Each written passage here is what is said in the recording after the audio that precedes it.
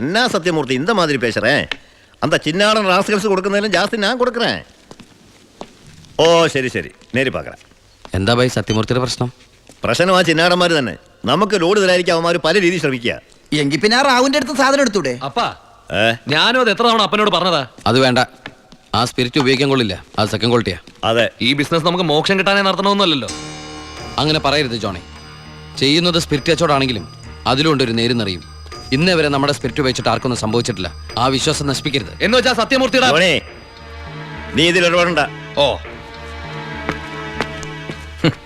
ശിവ, അവനൊന്നും അറിയില്ല, വിട്ടുകള. ഞാനേ സത്യമൂർത്തി ഒന്ന് കണ്ടിട്ട് വരാം. ആ ശിവ, നിനക്കൊരു കത്തുണ്ടായിരുന്നു ദുബായിന്ന്.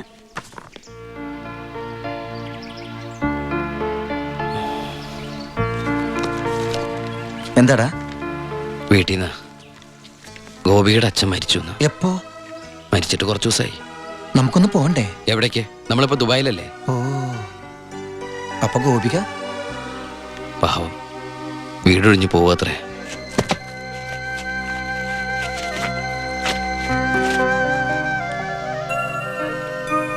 എന്നാ ഞങ്ങള് നാട്ടിലെ വീട്ടിലാരും ഇല്ലാത്ത സ്ഥിതിക്ക് മോളെ ദിവാകരന്റെ വീട്ടിൽ തന്നെ ആയിരിക്കും താമസിപ്പിക്കുക അല്ലേ?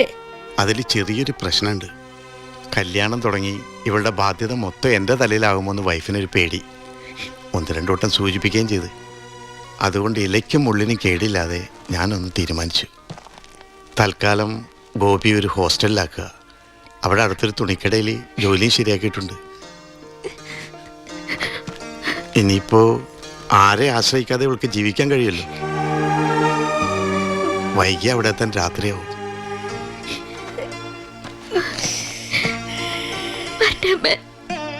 എന്റെ മോളെ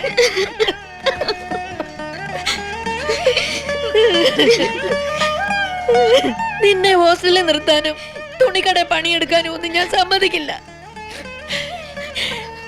ഞാൻ എന്റെ ഉണ്ണിക്ക് വേണ്ടി ആലോചിച്ചുറപ്പിച്ച പെണ്ണാ ഇവള്. അവൻ ദുബായിന്ന് വന്നാൽ ഉടനെ ഇവരുടെ കല്യാണം നടക്കും.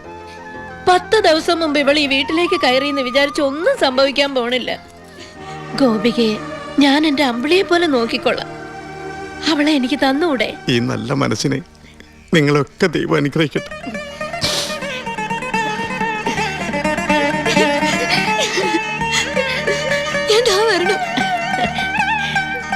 വാ.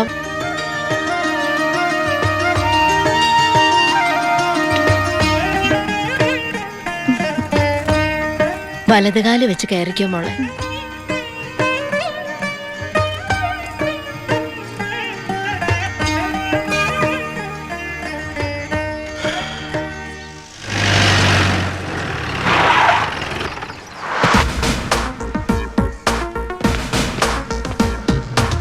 ഫസ്റ്റ് പോസ്റ്റിംഗ് അല്ലേ?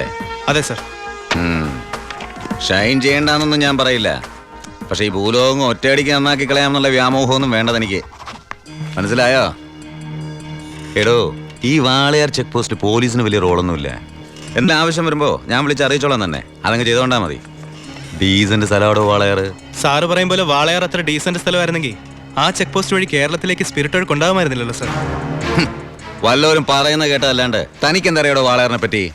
പാലക്കാട് ഡിസ്ട്രിക്റ്റിലെ തമിഴ്നാട് ബോർഡർ, കേരളത്തിലെ പ്രധാന ചെക്ക് പോസ്റ്റ്, സങ്കര ഭാഷ, വിസ്തീർണം 62.84 സ്ക്വയർ കിലോമീറ്റേഴ്സ്, ജനസംഖ്യ 16,000, police station strength 47 constables, 10 head constables, 2 ASI, 1 SI.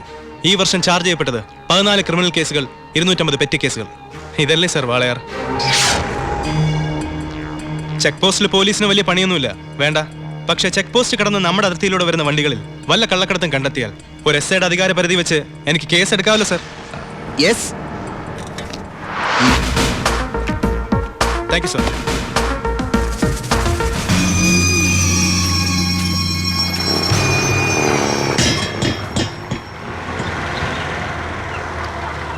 കയ്യിൽ ഒതുങ്ങോടാ. ചേട്ടൻ പോയി കൊടുത്തു.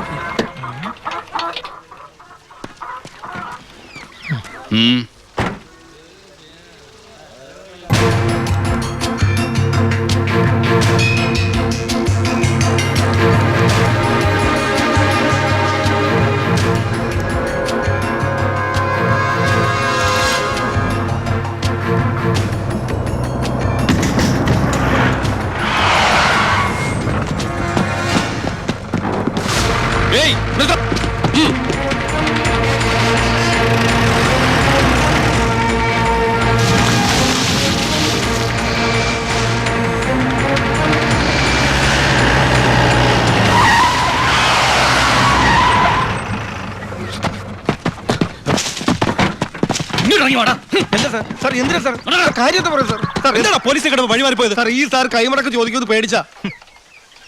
എന്താണ് വണ്ടിയില്? കോഴിയാ സാർ, നല്ല വൈറ്റിലകൻ കോഴി.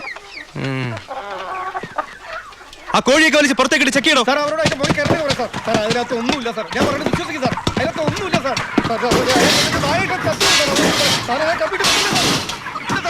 പിന്നെ എന്തിനാണ് നീ ചെക്ക് പോസ്റ്റിൽ കാശ് കൊടുത്തത്? ഞാൻ RC ബുക്ക് എടുക്കാൻ മറന്നുപോയി, അതുകൊണ്ടാ സാർ. അതിന് 1000 നോട്ട് കൊടുക്കണം. സാർ എന്താണോ? എല്ലാം ചെക്ക് ചെയ്തു. ഇതിൽ കോഴി അല്ലാതെ വേറെ ഒന്നുമില്ല സാർ. നിന്നെയൊക്കെ തെളിവ് സത് എന്തെങ്കിലും എന്റെ കിട്ടും. പോ, പോ.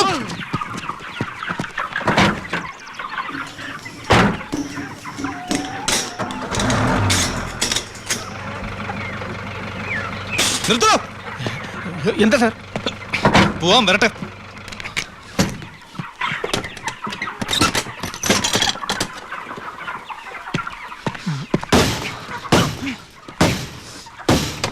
പിടിക്കണവനെ. സാർ എനിക്കൊന്നും അറിയില്ല. സത്യമായിട്ട് എനിക്കൊന്നും അറിയില്ല സാർ. എനിക്കറിയില്ല സാർ.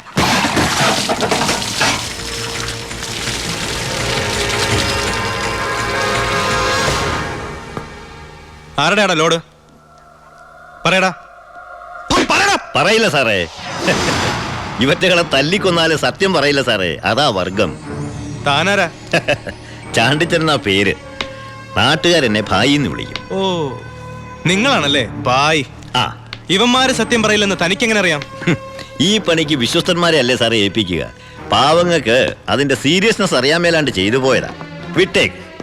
തന്റെ ലോറിയുടെ ഡ്രൈവറും കിളിയാണോ അവര്? ഏയ്, തന്റെ ലോഡാണോ അവര് കടത്തിയത്? ഏയ്. പിന്നെ തന്റെ അളിയന്മാരാണോ അവര്? എന്നോട് ആരും ഇത്ര റഫായിട്ട് ഡീൽ ചെയ്യാറില്ല. നമുക്ക് 1 2 3 ഇടപാടാ. വളച്ചുകെട്ടില്ലാതെ ചോദിക്കുക. മോൻ എത്രയാ വേണ്ടേ എന്ന് വെച്ചാ? മോൻ ഇരിക്കേ, ഭായി പറയട്ടെ. തന്നോടാരാ ഇരിക്കാൻ പറഞ്ഞത്? സർക്കാർ പോലീസ് സ്റ്റേഷനിൽ കസേര വാങ്ങിച്ചിട്ടിരിക്കുന്നത് അതിഥികൾക്ക് ഇരിക്കാനല്ലേ സാറേ? ഇരുന്നാട്ടെ. എഴുന്നേക്കടോ.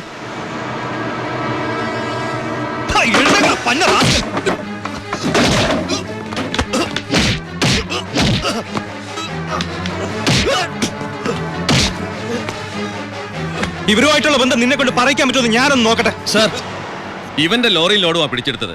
RC പരിശോധിച്ചപ്പോ വണ്ടി ഇവന്റെ പേരിലാണ്. കുറ്റം സമ്മതിച്ചിട്ടുണ്ട് സാർ.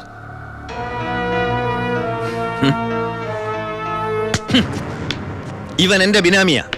ലോറിയും ലോഡും എന്റേതാ എന്ന് വെച്ച് നിനക്ക് എന്നെ ഒരു പുല്ലും ചെയ്യാൻ പറ്റില്ല. നീ ഇൻസ്പെക്ടർ ആയിട്ടല്ലേ ഉള്ളൂ. തുടക്കത്തിന്റെ ആവേശമൊക്കെ കൊള്ളാം. ഇതുപോലെ ചോരത്തിളപ്പുള്ള ഒരുപാട് SI-മാരെ ഈ ഭായി കണ്ടിട്ടുണ്ട്, നേരിട്ടിട്ടുണ്ട്. വരട്ടെ.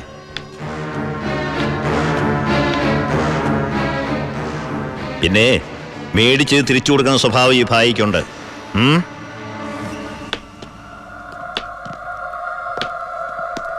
യവന്മാരെ പിടിച്ച് ലോക്കപ്പ് ഇടറോ. സർ, നാളെ കോടതിയിൽ ഹാജരാക്കിയാൽ മതി. സൂക്ഷിക്കണം സാർ. ഈ ഭായിയെയും അയാളുടെ കൂട്ടാളി പരമശിവത്തെയും. എന്താ അവർക്ക് ഗുണ്ടായിസം ഉണ്ടോ? ഉണ്ട് സാർ. എന്നിട്ട് അവരുടെ പേരിൽ ഈ സ്റ്റേഷനിൽ ഒരു കേസ് പോലും രജിസ്റ്റർ ചെയ്തിട്ടില്ലല്ലോ. അത് സാധാരണക്കാരോടുള്ള അവരുടെ പെരുമാറ്റവും സ്വാധീനവും. ഒന്നിനും ആരും സാക്ഷി പറയില്ല, കംപ്ലൈന്റും ചെയ്യില്ല സാർ. ടാങ്കൊക്കെ ക്ലീൻ ചെയ്തിട്ടല്ലേ നിറച്ചത്? അതെ. അളവ് കുറഞ്ഞോ? കുറവൊന്നുമില്ല. ഹലോ പരമശിവം, എന്താടാ? ഒരു കത്ത് വന്നിട്ടുണ്ട് വീട്ടിൽ നിന്നാ, വയ ദുബായ്. ആ,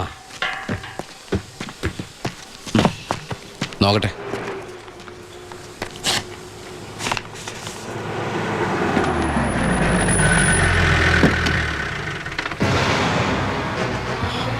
ഭായ്, എന്തു പറ്റി? എന്താ ഭായ് ഇത്? നമ്മുടെ 47 64 ലോറി പോലീസ് പിടിച്ചു.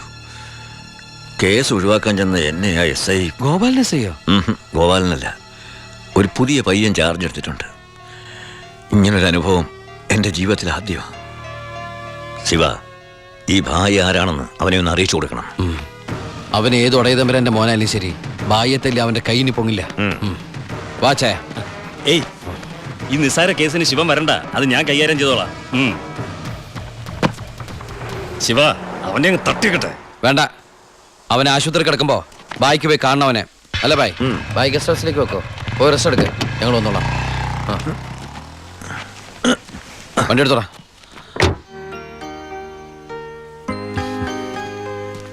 എന്താണ് വിശേഷം? അനിയന്റെ കഥ അവന് വാളയാർ സ്റ്റേഷനിൽ പോസ്റ്റിംഗ് ആയെന്ന്. വാളയാറാ? അപ്പൊ അവിടുത്തെ പുതിയ എസ് ഐ നിന്റെ അനിയൻ തന്നെ. അവന്റെ കൈയും കാലം തല്ലി പിടിക്കാനാ നീ ആളെ വിട്ടത്. ഉണ്ണി.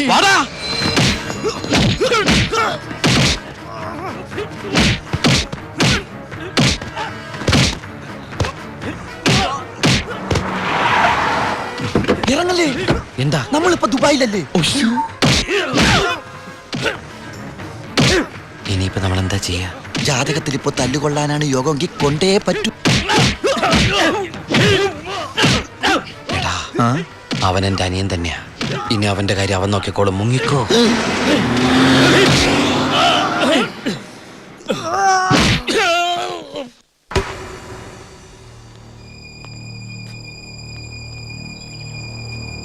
ബായ്.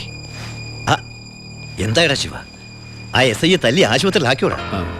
ബായ്, തല്ലാൻ പോയ ഒരു തല്ലുകൊണ്ടിട്ട് വന്നു അല്ലേ? ഇനി എന്താ ചെയ്യേണ്ടതെന്ന് എനിക്കറിയാം. ബായ്, ബായ്യത്തല്ലേ എസ് ഐ ഇല്ലേ ബായ്? അവൻ എന്റെ ബായിയാണ് ബായ്. അതെ ബായ്. ശിവ, എന്റെ ബായി എന്ന് പറഞ്ഞ ബായിയുടെയും ബായല്ലേ ബായ്? ബായ് എന്നോട് ക്ഷമിക്കണ പോലെ അവനോട് ക്ഷമിക്കില്ലേ ബായ്? ക്ഷമിക്കണം, ക്ഷമിച്ചേ പറ്റുള്ളൂ ബായ്. ഇപ്പൊ ബായേക്കാളും ടെൻഷൻ എനിക്കാണെന്നേ. ഞാൻ ബായുടെ വലങ്കയാന്നും ഞാനാണ് ഈ പരമശിവനെങ്ങാനും അവനെ അറിഞ്ഞടാ.